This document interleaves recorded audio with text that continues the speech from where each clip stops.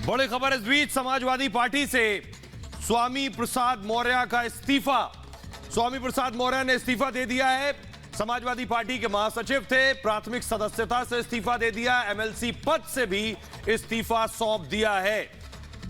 Akhilesh Yadav Samajwadi party को एक बड़ा झटका लगा है। ठीक चुनाव से पहले स्वामी प्रसाद मौर्य कह चुके हैं कि अखिलेश यादव की जो सीटें बढ़ी वो उन्हीं की वजह से बढ़ी हैं, और अब समाजवादी पार्टी के लिए इसे बड़े झटके के रूप में देखा जा रहा है। तो ये बड़ी खबर आपको बता रहे हैं, स्वामी प्रसाद मौर्य ने इस्तीफा दे दिया है और अखिलेश यादव पर हमला बोला है। स्वामी प्रसाद मौर्य कह रहे हैं कि रास्ते से भटक गए हैं अखिलेश। उन्होंने ये भी कहा कि अखिलेश की कथनी और करनी में अंतर है। अब ये स्वाभाविक है, पार्टी छोड़ देने के बाद अखिलेश यादव पर जमकर हमला बोल रहे हैं और अखिलेश को रास्ते से भटका हुआ बता रहे हैं। और ये भी कह रहे हैं कि अखिलेश यादव की कथनी और करनी में अंतर है। वैचारिक और सैद्धांतिक रूप से मैं किसी से भी टकराने का पकड़ रहा हूं। ये टकराहट पहले भी होती रही है। आज अलग होने का कारण भी वैचारिक मतभेद ही है। अखिलेश यादव जी से मेरा वैचारिक मतभेद हुआ है, समाजवादी पार्टी से मेरा वैचारिक मतभेद है, मनभेद नहीं है। क्योंकि समाजवादी पार्टी के नेता अखिलेश यादव जी को भी देखा मैंने, ये समाजवादी विचारधारा के विपरीत जा रहे हैं, जबकि नेताजी श्री मुलायम सिंह यादव के साथ भी मुझे काम करने का अनुभव था। वो खांटी समाजवादी नेता थे, लेकिन नेताजी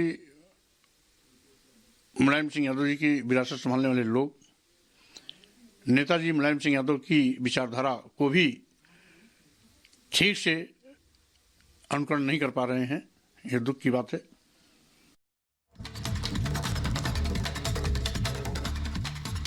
और आपको इस बीच बड़ी खबर ये बता दूं कि सपा और कांग्रेस का गठबंधन टूट चुका है। ये खबर भी आ रही है।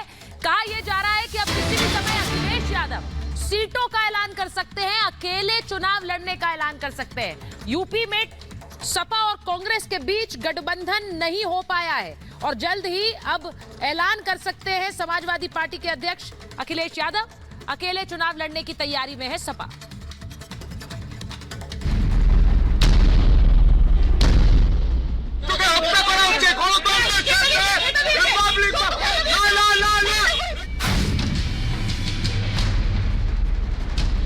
গোটা বাংলার মানুষ দেখুন, যে সন্তুপান আপনাদের হয়ে কথা বলে সেই সন্তুপানকে আজকে অ্যারেস্ট করেছে সন্দেশখালী থানার পুলিশ। সন্দেশখালীর মা প্রত্যেক সুরক্ষা দিতে পারে না, আর এই সাংবাদিকদের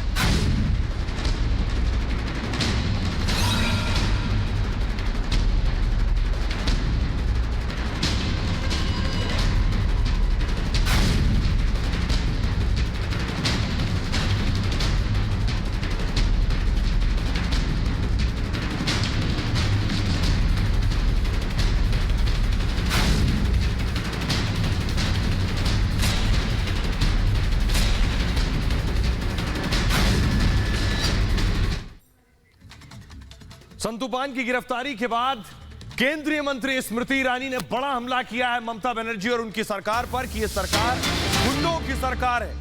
पश्चिम बंगाल में कानून व्यवस्था चौपट हो चुकी है। स्मृति ईरानी ने बंगाल सरकार पर यह प्रहार किया है। बंगाल सीएम गुंडों का बचाव कर रही है। दूसरे मीडिया संस्थान चुप और खामोश तमाशबीन बने हुए हैं। सुनिए जरा।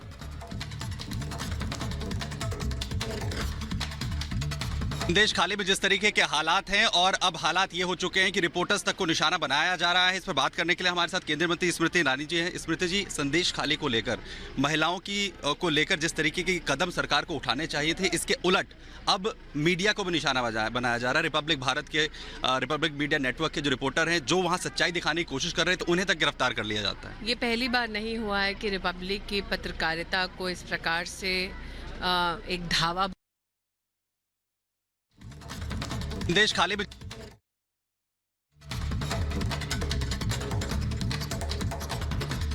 देश खाली में जिस तरीके के हालात हैं और अब हालात ये हो चुके हैं कि रिपोर्टर्स तक को निशाना बनाया जा रहा है। इस पर बात करने के लिए हमारे साथ केंद्रीय मंत्री स्मृति ईरानी जी हैं। स्मृति जी, संदेश खाली को लेकर, महिलाओं को लेकर जिस तरीके के कदम सरकार को उठाने चाहिए थे, इसके उलट अब मीडिया को भी निशाना बनाया जा रहा है। रिपब्लिक भारत के रिपब्लिक मीडिया नेटवर्क के जो रिपोर्टर हैं, जो वहाँ सच्चाई दिखाने की कोशिश कर रहे थे, उन्हें तक गिरफ्तार कर लिया जाता है। ये पहली बार नहीं हुआ है कि रिपब्लिक की पत्रकारिता को इस प्रकार से एक धावा बोला गया हो उनके खिलाफ। आपके जो एडिटर हैं, मुखिया हैं आपके चैनल के, अर्नब गोस्वामी, उनको भी जहां पर इंडिया अलायंस जिसे आज कहते हैं, जहां जहां पर कांग्रेस के या उनके गठबंधन के नेता हैं, वहां पर रिपब्लिक टीवी को विशेष रूप से एक निशाने पे लगाया जाता है।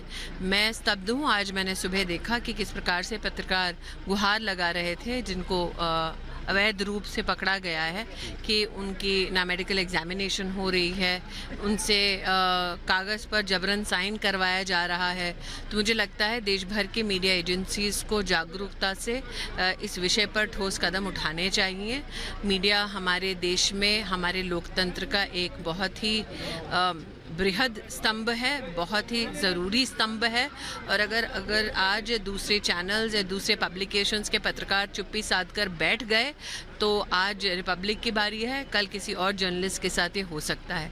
लेकिन मैं पुनः कहूँगी कि संदेश खाली के संदर्भ में राष्ट्र भर में जागरूकता जगाने का काम जिस रिपोर्टर ने किया, उसको इस प्रकार का दंड मिले कि लोकतंत्र में जो महिला विक्टिम है उसकी आवाज़ दबी रहे, तो ये राष्ट्र भी चुपचाप ये तमाशा नहीं देखेगा। मैम, कुछ ना कुछ तो छिपाने की कोशिश हो रही है, दबाने की कोशिश हो रही है, जिसे लगातार रिपब्लिक दिखा रहा है। जब मुख्यमंत्री स्वयं रेपिस्ट का बचाव कर रही हो, जब मुख्यमंत्री स्वयं उस गुंडे का बचाव कर रही हो, तो आप न्याय की अपेक्षा उनसे नहीं कर सकते।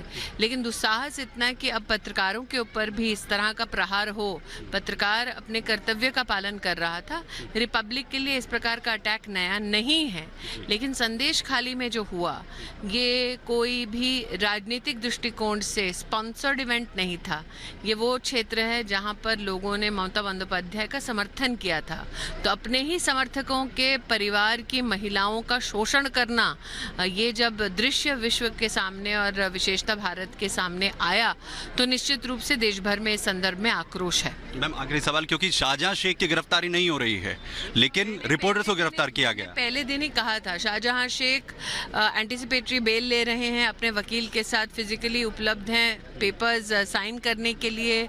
देश भर में एक प्रश्न था, शाहजहां शेख कौन है? आज प्रश्न है कि शाहजहां शेख कहाँ हैं? तो रिपोर्टर को अरेस्ट करने की बजाय शाहजहां शेख को अरेस्ट करती ममता बंदोपाध्याय, तो किसी के समझ में भी आता कि वो न्यायबद्ध तरीके से एक समाधान लाने की कोशिश कर रही हैं। लेकिन मैं पहले भी कह चुकी हूँ, आज भी कहती हूँ, Mamata is on the side of rapist and Mamata is on the side of goondas like Sheikh Shahjahan. तो स्मृति ईरानी ने विरोध भी किया और बताया जिस तरह के हालात बने हुए काफी गंभीर हैं। उधर आरोपी शाहजहां की गिरफ्तारी ना होने पर कोर्ट ने फटकार लगाई है और कोर्ट ने सख्त लहजे में कहा है कि जल्द से जल्द एक्शन होना चाहिए, कार्रवाई होनी चाहिए। इतना ही नहीं, कलकत्ता हाईकोर्ट ने कहा है कि कानून व्यवस्था वहां बड़ी समस्या है। और जिस तरह से संदेश खाली का मामला सामने आया है, बंगाल सरकार को कलकत्ता हाईकोर्ट ने फटकार लगाई और कहा पुलिस नाकाम है शाहजहां को पकड़ने में। आखिर क्यों? 18 दिन से शाहजहां समस्या बना हुआ है, लेकिन पुलिस अभी तक उसे गिरफ्तार नहीं कर पाई है।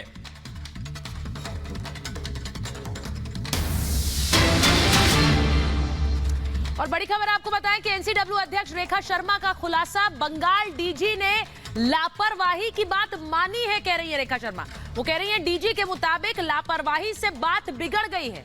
एक फोन आने के बाद उनका रुख बदला।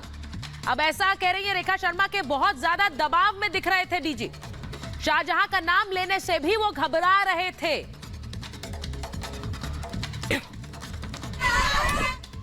मुझे किसको रोक दिया उसको उस पे नहीं बात करना है। डीजी से मिलने जा रही हूँ, क्योंकि कल मैंने जो पाया कि पुलिस की वर्किंग में जो कोताही है, जिस चीज़ पे नहीं काम कर रहे हैं, जो लैक ऑफ वर्किंग मैंने पाई, या lack of you can say the support to women, उस पे मैं बात करूंगी।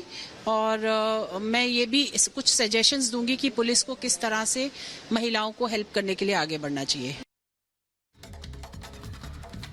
और संदेश खाली पर इतना हंगामा है, जो कुछ हुआ है उसके बाद बीजेपी का प्रतिनिधिमंडल शुभेंदु अधिकारी, बंगाल में बीजेपी के सबसे बड़े नेता जो पहुंचे इस वक्त संदेश खाली, और उनके साथ एमएलए शंकर घोष भी है, वहां पीड़ित महिलाओं से मिल रहे हैं, बात कर रहे हैं, जो उनके साथ जुल्म हुआ है वो साझा कर रही है शुभेंदु अधिकारी के साथ। ये तस्वीरें मैं आपको दिखा रहा हूं, इस वक्त आप देख रहे हैं संदेश खाली की, बारी मीडिया कैमरों के बीच शुभेंदु अधिकारी पहुंचे हैं और कोर्ट के आदेश के बाद, कोर्ट से इजाजत लेने के बाद वो पहुंच पाए। सोचिए, संदेश खाली में जाने की इजाजत नहीं दी जा रही थी क्योंकि सच सामने ना आ जाए, इसलिए शुभेंदु को कोर्ट जाना पड़ा।